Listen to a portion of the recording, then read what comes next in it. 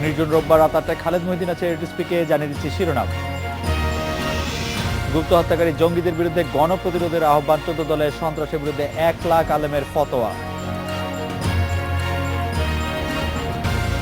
উত্তরা খাল থেকে দ্বিতীয় দিনে আরো গোলাগুলি উদ্ধার, পুলিশের ধারণা দেশীয় আন্তর্জাতিক ষড়যন্ত্রের অংশ।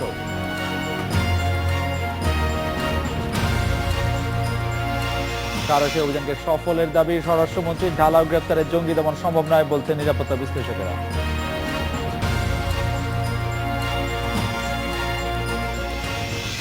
15 থেকে 21 জুলাই সারা দেশে গণপ্রতিরোধ সপ্তাহ পালনের ঘোষণা দিয়েছে 14 দল। গুপ্ত হত্যা, সাম্প্রদায়িকতা ও জঙ্গিবাদের বিরুদ্ধে জনমত আরো শক্তিশালী করতে এই কর্মসূচি ঘোষণা করা হয়েছে।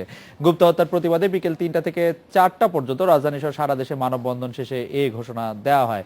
মানববন্ধনের নেতারা বলেন, দেশকে অশান্ত করে সরকার পতনের আন্দোলন জোরদার করতেই বিএনপি জামায়াত জোট গুপ্ত হত্যা এবং জঙ্গিবাদের কর্মকাণ্ড করছে। খালেদা জিয়ার সাম্প্রতিক বক্তব্যে গুপ্ত হত্যাকারীদের প্রশ্রয় দেওয়ার বিষয়টি প্রমাণ হয়েছে দাবি করে নেতারা বলেন, সরকার অচিরেই কঠোর পদক্ষেপের মাধ্যমে গুপ্ত হত্যা নির্মূল করবে।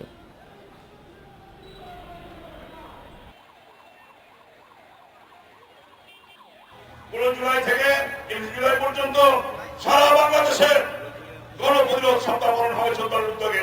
আমরা গ্রামে গঞ্জে যাব, পাড়া মহল্লায় যাব, এই খুঁজে চিন্তা করে পাওয়ার জন্য বিএনপি জামাত জোটের বিরুদ্ধে নৈরাজ্যের বিরুদ্ধে আমরা পাড়া মহল্লায় গ্রামে গঞ্জে ইনশাআল্লাহ প্রতিরোধ করে তুলব শেখ হাসিনার নির্দেশে। এই জন্য অনুরোধ করতে চাই, আপনারা সবাই আমাদের সঙ্গে থাকবেন। সামনে বন্ধু ধন্যবাদ জানাই, আপনারা সহযোগিতা করেছেন বলেই আজকে মানববন্ধন সফল হয়েছে। এদিকে সন্ত্রাস ও জঙ্গি কর্মকাণ্ডের বিরুদ্ধে ফতোয়া দিয়েছেন দেশের 1 লাখ আলেম, মুফতি ও ইমাম। তাদের সই করা 32 পৃষ্ঠার ফতোয়া প্রকাশ করেছে বাংলাদেশ জমিয়তুল উলামা নামের একটি সংগঠন। শনিবার রাজধানীতে সংবাদ সম্মেলনে সংগঠনের চেয়ারম্যান শোলাকিয়া ঈদগাহে খতিব ফরিদউদ্দিন মাসুদ জানান, 3 জানুয়ারি থেকে 31 মে পর্যন্ত এসব সই নেওয়া হয়।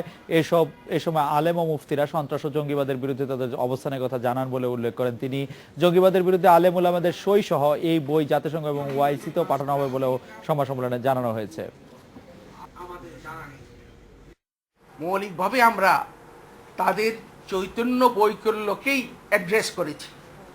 তারা তাদের এটাকে জেহাদি কর্মকাণ্ড বলে, আমরা শরীয়তের আলোকে দেখাতে চেয়েছি, প্রমাণ করেছি এটা জেহাদের নয়, বরং এটা সন্ত্রাস। জঙ্গি কর্মকাণ্ডের বিরুদ্ধে দেশের 1 লাখ আলেমের ফতোয়া নিয়ে কথা বলতে এখন আমাদের সাথে আছেন জমিয়তুল উলামার চেয়ারম্যান ও কিশোরগঞ্জ শোলাকিয়া ঈদগাহের খতিব ফরিদউদ্দিন মাসুদ, আছেন হেফাজত ইসলামের সাংগঠনিক সম্পাদক আজিজুল হক ইসলামাবাদী। আমি জনাব ফরিদউদ্দিন মাসুদ আপনাকে জানতে চাইব যে ইসলামের নামে সন্ত্রাস, জঙ্গিবাদ ও আতঙ্ক সৃষ্টি করা হারাম আখ্যা দিয়ে যে ফতোয়া আপনারা দিয়েছেন, দেশে 1 লাখ আলেম দিয়েছেন, সেই আলেম, মুফতি বা ইমামের সই সংগ্রহের প্রক্রিয়া কি ছিল? আপনাদের ফতোয়া উগ্রবাদীদের কতটা প্রভাবিত করতে পারবে? জনাব ফরিদউদ্দিন মাসুদ, আমি প্রশ্নটি আবার করি যে আপনারা সেই সই সংগ্রহের প্রক্রিয়াটা কি ছিল? আপনাদের ফতোয়া উগ্রবাদীদের কতটা প্রভাবিত করতে পারবে বলে আপনি মনে করছেন? জনাব ফরিদউদ্দিন মাসুদ। ধন্যবাদ। বিসমিল্লাহির রহমানির রহিম। আমরা এই বিষয়ে যখন পরিকল্পনা করি তখন গত 2রা জানুয়ারি 3 শতাধিক আলেম, মুফতি একটা সম্মেলন করি আমাদের মাদ্রাসা জামিয়া ইকরায়। সেইখানে আমরা এটা দুটো বিষয় সামনে রাখি। প্রথম যে একটা হইল ইসলাম অত্যন্ত মানবতাবাদী,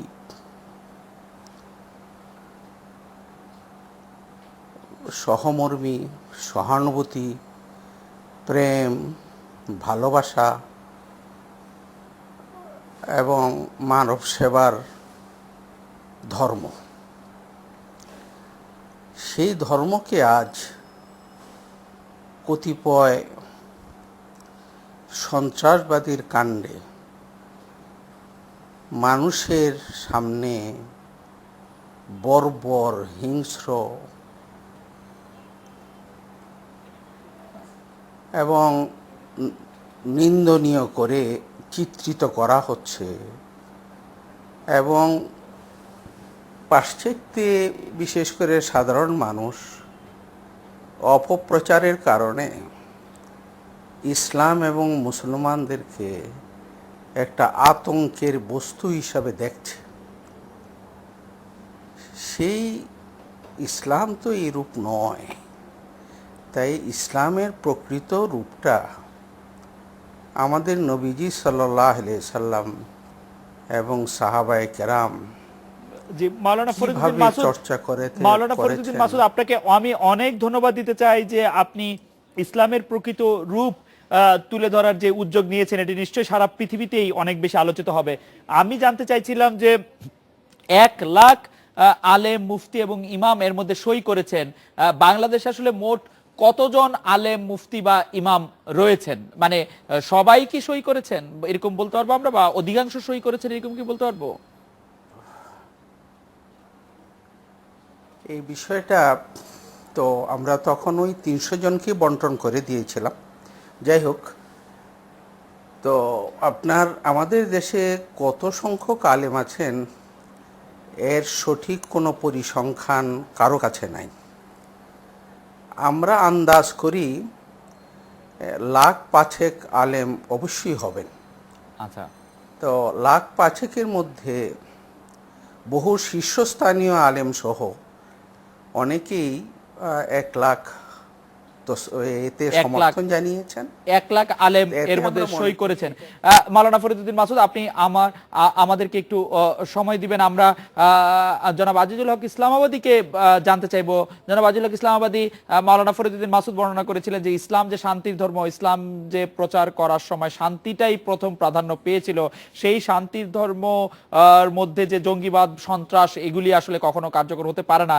সেই সই সংগ্রহ যে প্রক্রিয়া বা সেই সই করার প্রক্রিয়ার সঙ্গে কি আপনি জড়িত কিনা, আপনি সই করেছেন কিনা, সেই বক্তব্যের সাথে আপনি একমত হয়েছেন কিনা? জনাব আজিজুল হক ইসলামাবাদী। জি, আপনাকে ধন্যবাদ। প্রথমে জানতে হবে ইসলাম যে শান্তির ধর্ম, আমরা মুসলমান যারা এই দেশের নাগরিক 16 কোটি মানুষ, তার মধ্যে 92% মানুষ হলো মুসলমান। আমরা যারা ইসলামের অনুসারী, আলেমুল আমারা ছাড়া অন্য মুসলমানরা সেটা আমরা মানি কিনা। আমাদের দেশে যে হারে সন্ত্রাস এবং জঙ্গিবাদের উত্থান হয়েছে, এটা কি ইসলামের নামের কারণে হয়েছে, নাকি এই দেশের রাজনৈতিক পক্ষগুলো নিজেদের শক্তি প্রদর্শনের জন্য এই সমস্ত সন্ত্রাসীদেরকে লালন করে মাঠে নামিয়েছেন? মাওলানা ফরিদুদ্দীন মাসুদ সাহেব কোরআন হাদিসের আলোকে আল্লাহ পাক কোরআন শরীফে অনেক আগেই জানিয়ে দিয়েছেন যে সন্ত্রাস, ইন্নাল্লাহা লা ইউহিব্বুল মুফসিদিন, যারা সন্ত্রাস করে তাদেরকে আল্লাহ পাক পছন্দ করেন না। ইন্নাল্লাহা লা ইউহিব্বুল ফাসাদ, সন্ত্রাসবাদকে আল্লাহ পছন্দ করেন না। তো যারা কোরআন পড়েন তারা নিজেরা কোনো সময় সন্ত্রাসবাদের সাথে সম্পৃক্ত হতে পারেন না। আমার প্রশ্ন হলো, মাওলানা ফরিদুদ্দীন মাসুদ সাহেব জঙ্গিদের বিরুদ্ধে যে ফতোয়া দিলেন, কিন্তু রাজনৈতিক যে জঙ্গিপনা আমাদের দেশে চলছে, স্বাধীনতার 44 বছরে মাওলানা আজিজুল ইসলামাবাদী, আপনি যে বক্তব্য দিলেন সেই বক্তব্যের সাথে মাওলানা ফরিদুদ্দীন মাসুদের বক্তব্যের আসলে তেমন কোনো পার্থক্য নেই। আপনিও বলছেন যে ইসলাম শান্তির ধর্ম এবং ইসলামে জঙ্গিবাদ সন্ত্রাসের কোনো স্থান নেই, জঙ্গিবাদ সন্ত্রাসের ইসলামে স্থান নেই এবং এই আতঙ্ক সৃষ্টি করা ঠিক নয়। এই বক্তব্যের সাথে আপনি একমত কিনা, এই বক্তব্য আপনি সই করেছেন কিনা? মাওলানা ফরিদুদ্দীন মাসুদ সাহেবের কোনো প্রতিনিধি বা কেউ আমাদের সাথে যোগাযোগ করেনি, আমরা সই করি নাই। এখন করবেন কিনা? আমাদের বক্তব্য হলো বাংলাদেশে আপনার মাওলানা ফরিদুদ্দীন মাসুদ সাহেব তো পাবলিশ করে দিয়েছেন, কারোর সাথে যোগাযোগ করেন নাই। অতএব মাওলানা ফরিদুদ্দীন মাসুদ সাহেবের এই ফতোয়া এটা ওনার ব্যক্তিগত ব্যাপার, ওটার সাথে আমাদের সাথে কোনো সম্পর্ক নেই। তবে আমাদের একটা বক্তব্য পরিষ্কার হচ্ছে, ইসলাম সন্ত্রাস এবং জঙ্গিবাদকে সমর্থন করেন না। এই কথাটা 14 দলের নেতৃবৃন্দরা যেভাবে বলছেন, তারা তো নিজেরা জঙ্গিদেরকে নিয়ে, যারা স্বাধীনতার পরে এদেশের লক্ষ লক্ষ মানুষকে জঙ্গিপনার কারণে সন্ত্রাসে উৎকে দিয়েছেন, পূর্ব বাংলার কমিউনিস্ট পার্টি, পূর্ব বাংলার সর্বহারা পার্টি, সে এদেরকে তো তারা তো জঙ্গি বলেন না। দুই একজন ছুটিপুনা আমার মনে হয় যে বিষয়টি একটু বোঝার দরকার আছে যে যে ফতোয়া আসছে সেই ফতোয়ার মধ্যে শুধু বলা হয়েছে যে ইসলামে জঙ্গিবাদ এবং সন্ত্রাসের কোনো স্থান নেই। যারা জঙ্গিবাদ এবং সন্ত্রাসের সাথে জড়িত তাদের সাথে জি, এই বিষয়টির সাথে আপনি একমত কিনা? ইসলামের কোনো সম্পর্ক নেই। ইসলামের যদি কোনো সম্পর্ক না থাকে, আমি আমরা পরিষ্কার আপাতত ভাষায় বলছি। আমরা আপাতত ইসলামে থাকি। আমরা 14 দলের কাছে আবার আসবো, আমরা একটা বিরতিও নিচ্ছি। এবং মাওলানা ফরিদউদ্দিন মাসুদ, আপনি কেন জনাব আজিজুল হক ইসলামাবাদীদের সাথে যোগাযোগ করা হলো না, এই ব্যাপারে আপনার কোনো কিছু জানার আছে কিনা, আমরা এটা জানতে এড্রেস থেকে বিরতি নিয়ে ফিরছি।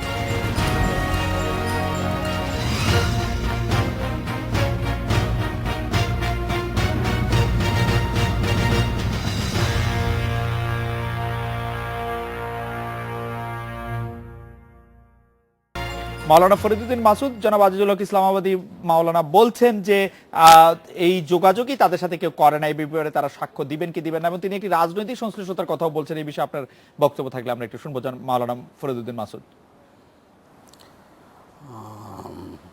ধন্যবাদ। আমি অত্যন্ত সুক্রিয়া আদায় করছি মহান আজিজুল হক সাহেবের, যে তিনি মূল বিষয়ে ঐক্যমত্য পোষণ করেছেন এবং আমাদের এই বিষয়টা চলমান। 1 লাখের পরে যে আমরা বন্ধ রেখেছি তা নয়। তো আমি কালকেই পাঠাচ্ছি ওনার কাছে, মেহেরবানি করে যদি উনি ওনার দস্তখত দিয়ে দেন আমি কৃতার্থ হব এবং এই দেশের মুসলমানরাও লাভবান হবে। মাওলানা ফরিদউদ্দিন মাসুদ, আমি একটু জানতে পারি কি যে আপনারা জানুয়ারিতে শুরু করেছেন, মে পর্যন্ত সই নিয়েছেন, সেই ক্ষেত্রে আপনারা তাদেরকে কি ইচ্ছা করে বাদ দিয়েছিলেন? মানে যারা হেফাজতে ইসলামী করেন বা যারা ঠিক আসলে তাদের এটা ইচ্ছে না, যদি ইচ্ছা করে বাদ দিতাম তাহলে হেফাজতে ইসলামের যিনি মহাসচিব জনাব হজরত মৌলানা বাবু নগরী সাহেব এবং হাটাজারি মাদ্রাসার প্রধান মুফতি নুরুল হক সাহেব, আব্দুল সালাম সাহেব, ওনাদের দস্তখত নিলাম কি করে? আরো হেফাজতের সাথে তো আমি মৌলিকভাবে হেফাজতের চেতনার সাথে তো আমি নিজেও জড়িত এবং হজরত আহমদ শফি সাহেব মাদ্দাজিল্লুল আলীকে আমি একজন বুজুর্গ মুরব্বী এবং অনেক বড় মাপের মানুষ মনে করি। তো সুতরাং এটা তো কোনো প্রশ্নই না হতে পারে। ওনার আমার লোকেরা তো চতুর্দিক দিয়ে ছড়ায় পড়েছে, কারণ 1 লাখের মধ্যে কে কোন দিকে আনছে সেটা তো আমার জন্য দেখা সম্ভব হয়ে ওঠেনি। আপনি আগামীকালই তার কাছে পাঠিয়ে দিবেন। এবং রাজনৈতিক সংশ্লিষ্টতা সম্পর্কে তিনি বলছিলেন, পাঠিয়ে দেব। রাজনৈতিক সংশ্লিষ্টতা সম্পর্কে তিনি বলছিলেন যে না, এটার সাথে কোনো রাজনীতি না, ইসলামের এই বিষয়টার সাথে কোনো স্থানীয় রাজনীতির তো সম্পর্ক নাই। তবে ইসলামের নামে যারা অপব্যবহার করে অপরাজনীতি করছে, আমাদের দেশে যেমন জামাত শিবির শক্তি, এই দেশে উগ্রবাদিতার প্রথম জন্ম দেয়, প্রথম ধারণা এবং এই করে জামাতের মূল চিন্তক যিনি মৌলিকভাবে কোনো আলেম ছিলেন না, একজন সাংবাদিক ছিলেন, জনাব আবুল আলা মওদুদী, তিনি প্রথম ইসলামের উগ্রবাদী ব্যাখ্যা দেন। উনার মানসিকতাটা আপনি একটু চিন্তা করেন যে উনি হজরত ইউসুফ আলাইহিস ইসলাম বহুত বড় এক নবী ছিলেন। এই আপনারা সবাই জানেন হজরত ইউসুফ আলাইহিস ইসলামকে উনি বলছেন যে উনি একজন ডিকটেটর ছিলেন এবং কার মতো ডিকটেটর উদাহরণ দিচ্ছেন মুসোলিনির সঙ্গে, ইতালির মুসোলিনির সঙ্গে। জি, তো একজন নবীকে যিনি ইতালির মুসোলিনির সঙ্গে উদাহরণ দিতে পারেন, তাহলে ওনার মানসিকতাটা কত বেশি ফেসিবাদী। জি, এবং আপনি বলছেন যে এটার সাথে রাজনৈতিক কোনো সম্পর্ক না। মাওলানা ফরিদউদ্দিন মাসুদ, আপনাকে ধন্যবাদ। আমি মাওলানা আজিজুল হক ইসলামাবাদী, আপনার কাছে একটি বিষয় জানতে চাইবো যে এটি মাওলানা ফরিদউদ্দিন মাসুদ পরিষ্কার করলেন যে আগামীকালই এটি আপনার কাছে পৌঁছে দেওয়া হবে। আমি অন্য একটি বিষয় আপনি একটু দৃষ্টি আকর্ষণ করতে চাই, সেটি হচ্ছে স্বরাষ্ট্র মন্ত্রণালয়ে হেফাজতে ইসলামী থেকে যে তালিকা দেওয়া হয়েছিল, পরে সেই তালিকার অনেককেই উগ্রবাদীরা হত্যা করেছে। পত্রপত্রিকায় আসছে যে আনসারুল্লাহ বাংলা টিমের হিট লিস্টে হেফাজতে ইসলামীর বাংলাদেশের জমা দেওয়া 84 জন রয়েছে। এই 84 জনের মধ্যে অনেকে মারা গেছেন। একে আপনারা আসলে কিভাবে দেখেন, জনাব আজিজুল হক ইসলামাবাদী? আপনাকে ধন্যবাদ। প্রথমে আপনাকে জানাতে চাই, হেফাজতে ইসলামের পক্ষ থেকে স্বরাষ্ট্র মন্ত্রণালয়ে কোনো ধরনের তালিকা জমা দেওয়া হয়নি। যদি স্বরাষ্ট্র মন্ত্রণালয়ে দিয়ে থাকেন, আমি চ্যালেঞ্জ করলাম একজন দায়িত্বশীল হিসাবে, কারা দিয়েছেন সেটা তারা প্রমাণ করবেন।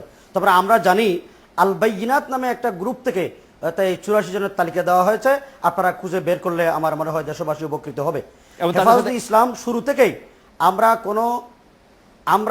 আমাদের বক্তব্য পরিষ্কার, সেটা হচ্ছে দেশে প্রচলিত আইন আছে, কেউ যদি অপরাধ করে ধর্মের বিরুদ্ধে, মুসলমানদের বিরুদ্ধে, ইসলামের নবী হযরত মুহাম্মদ সাল্লাল্লাহু আলাইহি ওয়াসাল্লামের বিরুদ্ধে, প্রচলিত আইনে তাদের কে গ্রেফতার করে শাস্তির মুখোমুখি করার জন্য সেটা আমরা সরকারের কাছে দাবি জানিয়েছি। আমাদের পক্ষ থেকে কারো উপরে আক্রমণ করা, কাউকে হেনস্থা করা, সেই কোনো দায়িত্ব আমরা নিই নেই। এবং আমরা এখনো ঘোষণা করছি, আমাদের হাতে কোনো আইন আমরা না নিয়ে এটা সরকারের কাছেই আমরা দাবি জানিয়েছি। সরকারের দায়িত্ব যারা অন্যায় করে, অপরাধ করে, যারা কটূক্তি করে আল্লাহ এবং তার রসুলের বিরুদ্ধে, তাদের শাস্তি বিধান কায়েম করা। অতএব স্বরাষ্ট্র মন্ত্রণালয়ে আমরা কোনো তালিকা জমা দেইনি। স্বরাষ্ট্র মন্ত্রণালয়ের কাছে আমাদের অনুরোধ, তাদের কাছে যারা তালিকা দিয়েছে তারা তাদের নাম প্রকাশ করবেন, হেফাজতের নাম মেহেরবানি করে তারা প্রকাশ করে বিভ্রান্ত করবেন না। জনাব আজিজুল হক ইসলামাবাদী, মাওলানা ফরিদউদ্দিন মাসুদ বলছিলেন আগামীকালই আপনার কাছে কাগজ পৌঁছে দেওয়া হবে সেই ইসলাম যে সন্ত্রাস জঙ্গিবাদের এবং আতঙ্ক সৃষ্টি করার ধর্ম নয় সেই সম্পর্কিত, এই ক্ষেত্রে আপনার কি অবস্থান?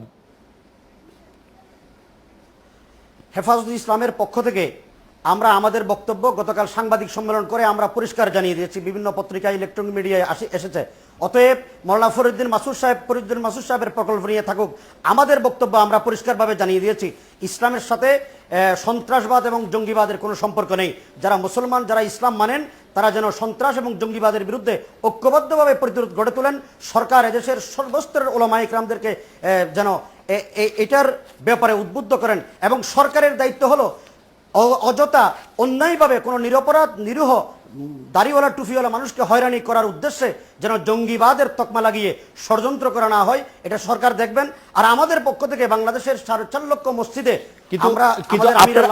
জনাব আজিজুল হক ইসলামাবাদী, আপনারা যে এই বক্তব্য দিয়েছেন, গতকাল যে সংবাদ সম্মেলন করেছেন সেই সংবাদ সম্মেলনে হেফাজতুল ইসলামের মহাসচিব জুনায়েদ বাবুনগরী ছিলেন এবং আরো অন্যরা ছিলেন। জুনায়েদ বাবুনগরী সাহেব তো এটাতে স্বাক্ষর করেছেন, আপনি কেন সেটাতে স্বাক্ষর করার ক্ষেত্রে নিরুৎসাহ দেখাচ্ছেন? দুটি তো একসঙ্গেও চলতে পারে না। আমার কোনো নিরুৎসাহের কোনো কারণ নাই, কিন্তু যেহেতু উনি একটা প্রক্রিয়া সমাপ্তি ঘোষণা করে দেশবাসীকে জানিয়ে দিয়েছেন, অতএব ওই প্রক্রিয়া দরকার নাই। আজ থেকে 1400 বছর আগে আল্লাহ পাক কোরআন শরীফে আয়াত নাযিল করে দিয়েছেন সন্ত্রাসের বিরুদ্ধে, অন্যায় অনাচার জুলুমের বিরুদ্ধে। অতএব আমরা কোরআন যদি মানি, নতুন করে ফতোয়ার দরকার নাই। কোরআনের আইনটাকে জারি করলেই সন্ত্রাস অটোমেটিক দূর হয়ে যাবে। অতএব মাওলানা ফরিদউদ্দিন মাসুদ সাহেবের কাছে আমার অনুরোধ থাকবে, আপনি যারা সন্ত্রাস করেন, যারা সন্ত্রাস লালন করেন, যারা জঙ্গিদেরকে পৃষ্ঠপোষকতা করেন, এদের বিরুদ্ধে আপনি কি ফতোয়া দেবেন? জনাব খালেদ মহিউদ্দিন সাহেব, আপনি যদি মাওলানা ফরিদউদ্দিন মাসুদ সাহেবকে সেই কাজ করেন, তাহলে বাংলাদেশের মানুষ শান্তিতে বসবাস করতে পারবে। জনাব আজিজুল হক ইসলামাবাদী, আপনাকে অনেক ধন্যবাদ। জনাব ফরিদউদ্দিন মাসুদ, আমাদের কাছে 1 মিনিট সময় আছে, এই বিষয়ে আপনি আর কিছু বলবেন কিনা? নিশ্চয়ই আপনাদেরও নামাজ পড়ার সময় হয়ে যাচ্ছে প্রায়। জনাব ফরিদউদ্দিন মাসুদ।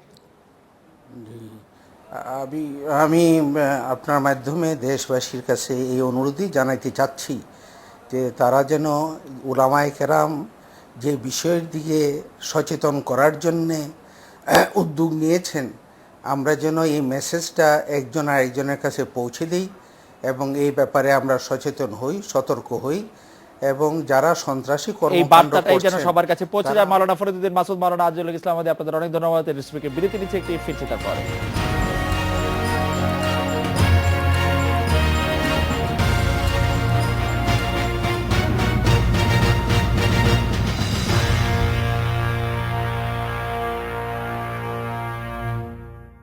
উত্তরার দিয়াবাড়ি খালে দ্বিতীয় দিনের মতো অভিযানে 32টি ম্যাগাজিন উদ্ধার করেছে পুলিশ ও ফায়ার সার্ভিস। সকালে শুরু হয় এই অভিযানে একটি ব্যাগ উদ্ধার করা, ওই ব্যাগের মধ্যে 32টি ম্যাগাজিন পাওয়া যায়।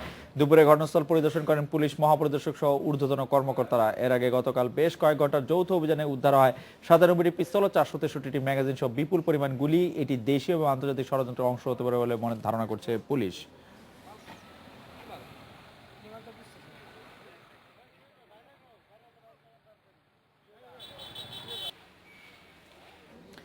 গুপ্তহত টার্গেট কিলিং বন্ধে পুলিশের 7 দিন ধরে চলা সাঁড়াশি অভিযানকে সফল বলে দাবি করছেন স্বরাষ্ট্রমন্ত্রী আসাদুজ্জামান খান কামাল।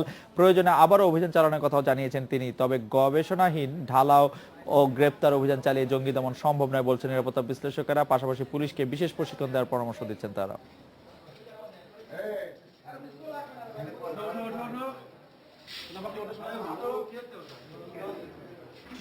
পুলিশের সাঁড়াশি অভিযান সারা দেশে শেষ হয়েছে, নিয়ে কথা বলতে এখন আমাদের সাথে আছেন খুলনার অতিরিক্ত ডিআইজি একরামুল হাবিব, আছেন বগুড়া জেলা পুলিশের সিনিয়র এসপি কাজীউর রহমান, বার্তাকক্ষ থেকে আছেন অ্যাসাইনমেন্ট এডিটর মাসুদ কারজন।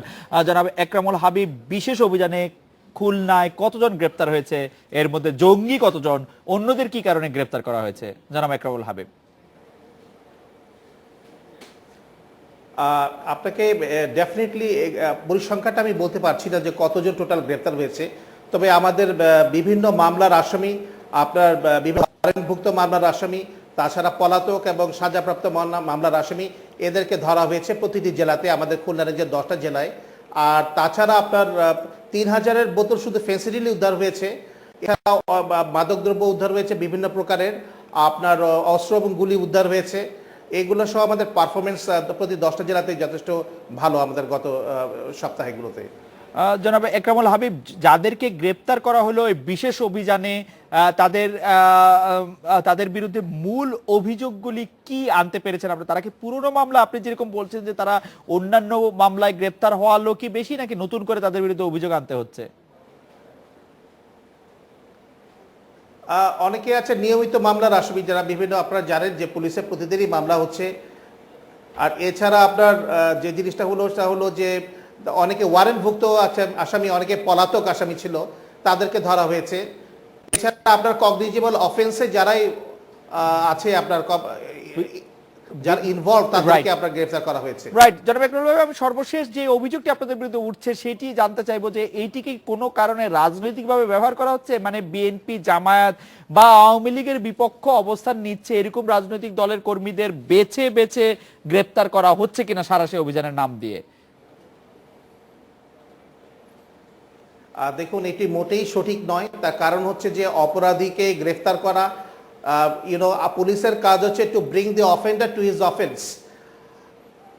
আমরা আমাদের প্রতি যে দায়িত্ব রয়েছে, পুলিশের যে আইন শৃঙ্খলা রক্ষা করার পবিত্র দায়িত্ব, সেই দায়িত্বটা আমরা পালন করছি।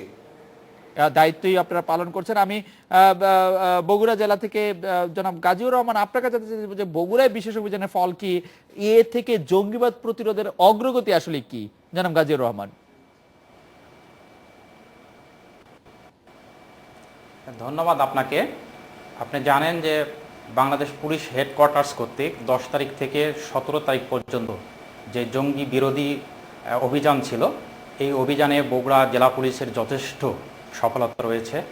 আমরা ইতোমধ্যে 23 জন জঙ্গিকে গ্রেপ্তার করেছি, যাদের মধ্যে বেশ কিছু নিষিদ্ধ ঘোষিত জেএমবির সদস্য রয়েছে।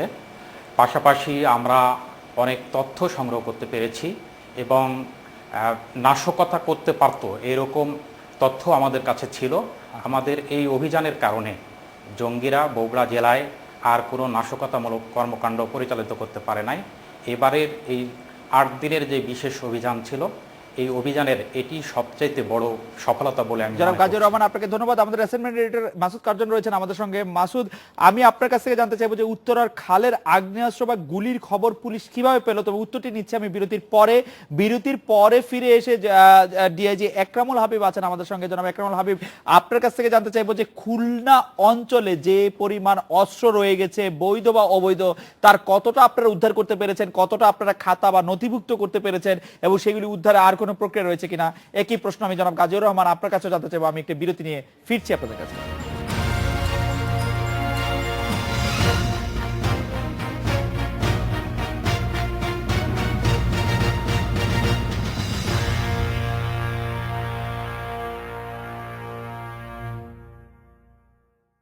মাসুদ কার্জন, উত্তরার খালে যে আগ্নেয়াস্ত্র গুলি পাওয়া গেল, তার সংবাদ পুলিশ আসলে কিভাবে পেয়েছিল?